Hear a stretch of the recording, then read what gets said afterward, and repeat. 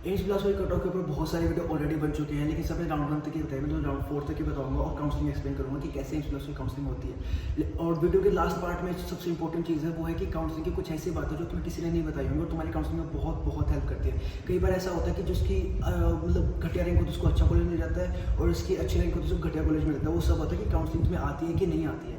तो वैसे tips last में, चाहे तो डायरेक्ट उस पार्ट पे पहुंच जाना और उसे टॉइस पे उसे देख जरूर लेना क्योंकि वो तुम्हारा बहुत काम आएगा। देखो अभी स्क्रीन पे तुम्हें कट ऑफ दिख रही होगी बिलासपुर की, राउंड 1 की, राउंड 2 की, स्ट्रे वैकेंसी की और स्पेशल स्ट्रे की। मैं तुम्हें टाइम वेस्ट नहीं करना चाहता, ये खुद देख लेना। और डिस्क्रिप्शन में ये डॉक्यूमेंट्स भी अपलोडेड हैं पिछले साल का जो डाटा है जो एनटी ने रिलीज़ किया था। लेकिन एक बात का ध्यान रखना कि उसमें सिर्फ AIR है, कैटेगरी रैंक नहीं है।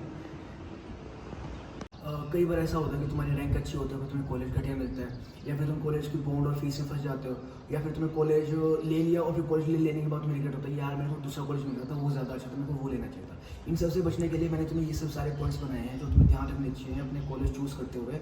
और पेन और कॉपी ले लो, सारे पॉइंट लिख लो। नंबर 1, बॉन्ड और फीस। जैसे AFMC हो गया, हरियाणा कॉलेज हो गया, इनमें होता है बॉन्ड। तो MBBS करने के बाद उनको छोड़ के नहीं जा सकते उन कॉलेजेस को, वो तुम्हारे अपने हिसाब से काम कराएंगे।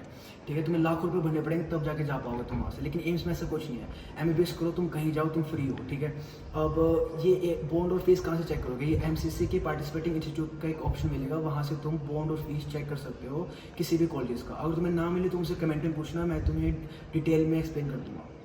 नंबर 2 क्या है? पॉइंट नंबर 2 है AIR और कैटेगरी रैंक और मार्क्स से कोई कॉलेज नहीं मिलता है, वो AIR के हिसाब से मिलते हैं। तो कट ऑफ उसी हिसाब से चेक करना जो डॉक्यूमेंट्स में मैंने दे रखी है डिस्क्रिप्शन में। और कैटेगरी रैंक मैटर करती है, पर कैटेगरी रैंक तुम चेक नहीं कर सकते क्योंकि जो NT है वो ये अनाउंस ही नहीं करता कि इस कैटेगरी रैंक पे इस कॉलेज मिला, नहीं, वो AIR के हिसाब से तुम्हें रिजल्ट बताता है।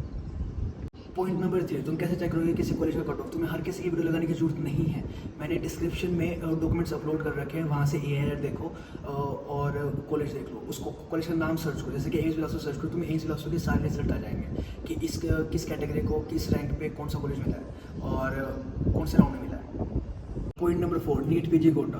अगर तुम किसी भी स्टेट से MBBS करते हो तो तुम्हें उस स्टेट के सारे PG सीट्स पे कोटा मिलता है, सारे के सारे PG सीट्स पे। लेकिन अगर तुम एम्स से करते हो तो तुम्हें सारे एम्स का नहीं मिलता, सिर्फ उसी एम्स के 50% रोस्टर सिस्टम के हिसाब से नीट PG का कोटा मिलता है। Point number 5 is the language issue. अगर तुम्हारे पास मल्टीपल कॉलेजेस का ऑप्शन है तो वहाँ से लेना जहाँ की तुम्हें लोकल लैंग्वेज समझ पाओ, क्योंकि वो बहुत मैटर करता है कि फर्स्ट ईयर के बाद तुम्हारी 4 साल पोस्टिंग में ही निकलेंगे। वहाँ पे तुम्हें पेशेंट से हिस्ट्री लेनी होगी, तो वो हिस्ट्री अगर तुम्हें लोकल लैंग्वेज में लेनी पड़ेगी, तुम्हें नहीं आती तो तुम MBBS नहीं कर सकते, लिटरली नहीं कर सकते, ना कुछ सीख सकते हो। तो इसीलिए तुम्हें वहाँ का लेना जहाँ की तुम लोकल लैंग्वेज समझ पाओ।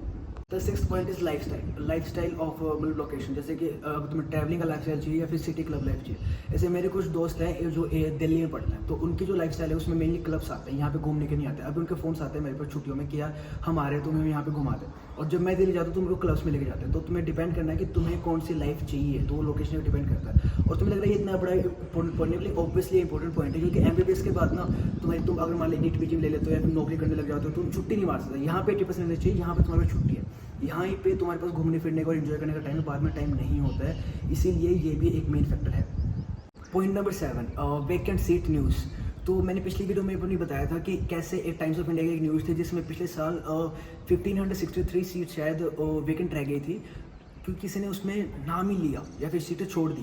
तो इसलिए मैं कह रहा था चाहे 650 से तुम्हारे नंबर कम हो ज़्यादा हो कोई मैटर नहीं करता, अगर तुम्हें वैकेंट सीट थी वो तो तुम्हें मिल सकती थी। तो इसलिए तुम काउंसलिंग में पार्ट लेना, एंड तक लेना, स्पेशल स्ट्रे वैकेंसी तक, और सारे कॉलेजेस भरना।